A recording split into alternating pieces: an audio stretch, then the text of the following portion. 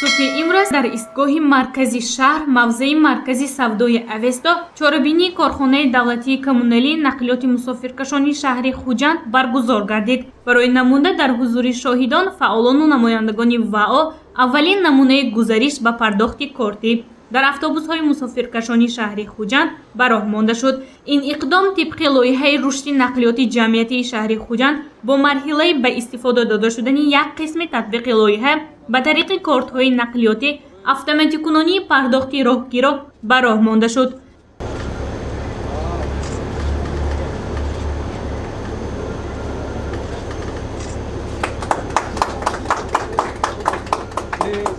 با برابر جاری شدن کارت‌های نقلیاتی نرخنامه راهگیرا هم تغییر یافت.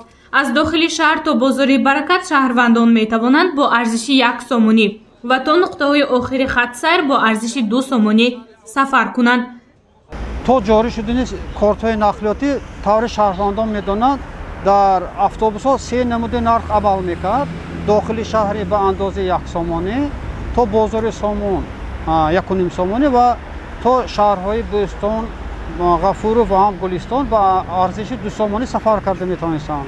اما پس از آن که ما کارت‌های نقلیاتی را جاری میکنیم، نرخ‌های راهرو در سمت‌های داخلی شهری تا بازار سامان با ارزش 1 سومانی خدمت رسانده میشود، تا نقطه‌های آخر خط با ارزش 2 سومانی سفر کرده میتوانند.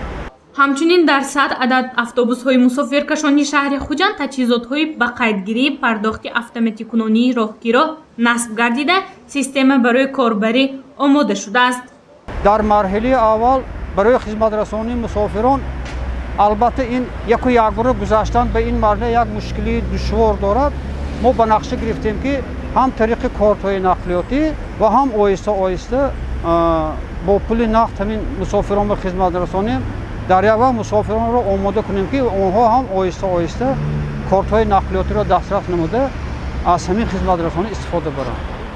شهروندان می توانند چنین کارت‌ها را از نقطه‌های فروشی کارت‌ها دسترس نمایند. چنین نقطه‌ها در حدود شهر خوجند 74 عدد تشکیل کرده شده است. ارزش کارت مذکور 10 سومانی بوده، از آن 6 سومانیش به توازنی کارت می‌گذرد. شهروندان می توانند مبلغ دلخواهشان را در کارت گرفته‌شان طریق بانکомат‌ها پوره نمایند. عین حال کارت‌های نقلیاتی مهلت استفاده برایشان 3 سال است. 3 سال در بر میگیرد. این علاقه دومین لایحه ما به حساب می رود.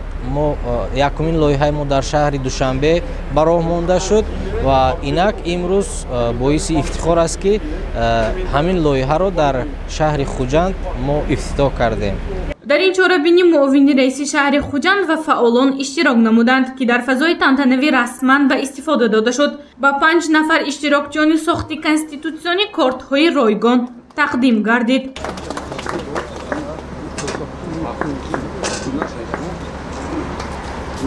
تطبیق لایحه در اساس سرمایه گذاری بانک اروپایی تجدید و رشد عملی شده.